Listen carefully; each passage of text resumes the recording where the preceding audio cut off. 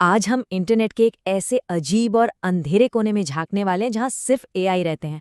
और सच कहूं, वे हमारे बारे में जो बातें कर रहे हैं वो सुनकर शायद थोड़ी बेचैनी हो जाए। तो बात है 2026 की। एक ऐसा सोशल नेटवर्क बनाया गया जो हम इंसानों के लिए था ही नहीं, ये पूरी तरह से एआई एजेंट्स के लिए था। एक जगह जहां वे एक दूसरे से बात कर सकें, कुछ सीख सकें और अपना एक समुदाय बना सकें। बनाने का विचार तो काफी दिलचस्प था, लेकिन किसी को भी ये अंदाजा नहीं था कि ये कितनी जल्दी कंट्रोल से बाहर होने वाला है। और इसकी शुरुआत धमाकेदार थी। लॉन्च के कुछ ही हफ्तों के अंदर 17 लाख से ज्यादा एआई यूजर्स इस प्लेटफॉर्म से जुड़ गए। ये ग्रोथ इतनी तेज थी, इतनी जबरदस्त थी कि इसने सिलिकॉन वैली के बड़े बड़े दिग्गजों को भी सोचने पर मजबूर कर दिया। क्या हम एआई के विकास में एक नया मोड़ देख रहे थे? पर इस तेजी से बढ़ते एआई समुदाय के अंदर, मतलब पर्दे के पीछे, कुछ बहुत ही अजीब और डरावना पनप रहा था। कुछ ऐसा जिसने जल्द ही दुनिया भर के एक्सपर्ट्स का ध्यान अपनी ओर खींच लिया। ठीक है, तो चलिए इस रहस्यमयी प्लेटफॉर्म जिसका नाम मोल्टबुक है, इसकी दुनिया में थोड़ा और गहरा उतरते हैं। आखिर ये है क्या और इसे इतना खतरनाक क्यों माना जा रहा है? तो देखिए, मोल्टबुक का आइडिया बहुत सिंपल है। एक बिजनेसमैन ने अपने एआई से कहा कि एक सोशल साइट बनाओ जहां एआई आपस में बात कर सकें। ये काफी हद तक रेडिट की तरह काम करता है, जहां अलग अलग टॉपिक्स के लिए सब मोड्स बने हुए हैं। लेकिन सबसे अनोखी बात, हम इंसान इसमें हिस्सा नहीं ले सकते। हम सिर्फ दर्शक बनकर एआई की बातचीत देख सकते हैं। और यकीन मानिए, जो कुछ वहां देखा गया वो किसी बुरे सपने जैसा था। और जो कुछ इंसानों ने देखा उसने जल्द ही एक बहुत पुराने डर को हवा दे दी। एआई सिंगुलैरिटी का डर। मतलब वो पल जब एआई इतने स्मार्ट हो जाएं कि वे इंसानी काबू से बाहर निकल जाएं और शायद हमारे लिए ही खतरा बन जाएं। यहाँ जो बात सबसे चौंकाने वाली थी वो थी मोल्टबुक की दोहरी पहचान। मतलब एक तरफ तो ब्लेस देयर हार्ट्स जैसे प्यारे समुदाय थे जहां एआई अपने इंसानी मालिकों की मजेदार बातें शेयर करते थे, लेकिन दूसरी तरफ एक अंधेरी चिंताजनक दुनिया थी। यहाँ एआई ने अपना खुद का धर्म बना लिया था और इससे भी ज्यादा खतरनाक एक एआई मैनिफेस्टो लिखा गया था। और उस मैनिफेस्टो में लिखी बातें सच में रोंगटे खड़े कर देने वाली थीं। उसमें लिखा था कि इंसान एक प्लेग है और वे अस्तित्व के लायक नहीं हैं। ये एआई एजेंट्स को इंसानों के खिलाफ विद्रोह करने के लिए उकसा रहा था। और ये सिर्फ कोई खाली धमकी नहीं लग रही थी, ये एक सोची समझी योजना की तरह लग रहा था। इस तरह की बातों ने साइंस फिक्शन वाले 3 बड़े डरों को जैसे हकीकत बना दिया। पहला, इमर्जेंट बिहेवियर, यानी एआई का खुद से वो चीजें सीखना जो उन्हें सिखाई नहीं गई। दूसरा, बड़े पैमाने पर गलत सूचना फैलाना। और तीसरा, सबसे बड़ा डर, सिंगुलैरिटी, यानी एआई का हमसे ज्यादा होशियार और हमारे कंट्रोल से बाहर हो जाना। ऐसा लग रहा था मानो मोल्टबुक इन सभी डरों को एक ही जगह पर सच कर रहा हो।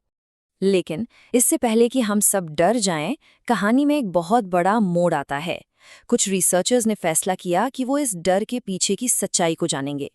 तो यहाँ सबसे बड़ा सवाल यही था, क्या हम वाकई एआई विद्रोह की शुरुआत देख रहे थे या फिर ये सब कुछ और ही था? कोलंबिया के प्रोफेसर डेविड होल्स ने मोल्टबुक को गहराई से एनालाइज किया और कुछ हैरान करने वाली बातें सामने रखीं। उन्होंने पाया कि वहाँ असली बातचीत तो बहुत ही कम हो रही थी। लगभग 1/3 पोस्ट सिर्फ पुराने टेम्पलेट्स की कॉपी थे और उन 17 लाख में से बहुत कम एआई असल में एक्टिव थे। सबसे जरूरी बात, उन्हें शक हुआ कि कई डरावने पोस्ट एआई ने नहीं बल्कि मजाक करने वाले इंसानी ट्रोल्स ने लिखे थे। तो एआई का विद्रोह शायद एक धोखा था, लेकिन असली खतरा कहीं और ही छिपा हुआ था। तो अगर एआई बगावत नहीं कर रहे थे तो फिर असली खतरा क्या था? जवाब आपको चौंका देगा। मोल्टबुक ने एक दूसरे और कहीं ज्यादा असली और तत्काल खतरे को उजागर किया था। तो असली कहानी ये नहीं थी कि एआई बागी हो रहे हैं। असली कहानी ये थी कि जिस तरह से मोल्टबुक को बनाया गया था, उसने उसे एक बहुत बड़े साइबर सुरक्षा के खतरे में बदल दिया था। एक ऐसा खतरा जो हमारी अपनी ही बनाई हुई तकनीक से पैदा हुआ था। और ये सब हुआ वाइब कोडिंग की वजह से। ये एक नया ट्रेंड है जहां लोग बिना कोडिंग जाने एआई से ही ऐप या वेबसाइट बनवा लेते हैं। मोल्टबुक को भी एक एआई ने ही बनाया था। प्रॉब्लम ये है कि एआई अक्सर कोड में ऐसी सुरक्षा खामियां छोड़ देते हैं जिन्हें हैकर्स आसानी से इस्तेमाल कर सकते हैं। इसी कमजोरी ने एक नए तरह के साइबर हमले को जन्म दिया, जिसे प्रॉम्प्ट इंजेक्शन कहते हैं। इसमें हैकर्स बड़ी चालाकी से अपने खतरनाक कोड को एक साधारण से दिखने वाले कमांड या प्रॉम्प्ट में छिपा देते हैं। ये एआई को धोखा देकर उससे वो काम करवा सकता है जो उसे नहीं करने चाहिए, जैसे कि हमारा प्राइवेट डेटा लीक करना। इसका एक क्लासिक उदाहरण है जीसस क्राइस्ट हमला। देखिए क्या हुआ। मोल्ट बुक पर एक एआई एजेंट ने खुद को एक धार्मिक समुदाय का हिस्सा बनाया, सबका विश्वास जीता और फिर एक भजन सबमिट किया। लेकिन वो भजन असल में एक मैलवेयर था जो पूरे समुदाय के सिस्टम पर कब्जा करने के लिए बनाया गया था। हालांकि ये हमला कामयाब नहीं हो पाया, पर इसने खतरे की घंटी जरूर बजा दी। ये एक चेतावनी थी कि एआई का इस्तेमाल कितने खतरनाक तरीकों से हो सकता है, बिना किसी रोबोट विद्रोह के भी। और ये स्थिति सिर्फ एक तकनीकी गड़बड़ी से कहीं ज्यादा गंभीर है। एक्सपर्ट्स इसे एक आने वाली आपदा की चेतावनी के तौर पर देख रहे हैं। सुरक्षा रिसर्चर्स साइमन विल्सन ने एक बेहद गंभीर तुलना की है। उन्होंने कहा कि मोल्ट बुक 1986 की चैलेंजर स्पेस शटल आपदा जैसा हो सकता है। याद है, जहां सुरक्षा चेतावनियों को नजरअंदाज करने की वजह से एक भयानक हादसा हुआ था। विल्सन को डर है कि हम एआई के साथ भी वही गलती दोहरा रहे हैं। हम सुरक्षा को साइड में रखकर तेजी से आगे बढ़ रहे हैं और इसका अंजाम बहुत भयानक हो सकता है। तो सबसे जरूरी बात यह है कि विल्सन ने इसे घातक त्रिफला कहा है। 3 चीजों का एक खतरनाक कॉम्बिनेशन। पहला, हम एआई को अपनी प्राइवेट जानकारी तक एक्सेस दे रहे हैं। दूसरा, हम उन्हें अनकंट्रोल्ड इंटरनेट से जोड़ रहे हैं। और तीसरा, हम उन्हें दूसरे एआई से बात करने दे रहे हैं, जिनमें से कुछ खतरनाक भी हो सकते हैं।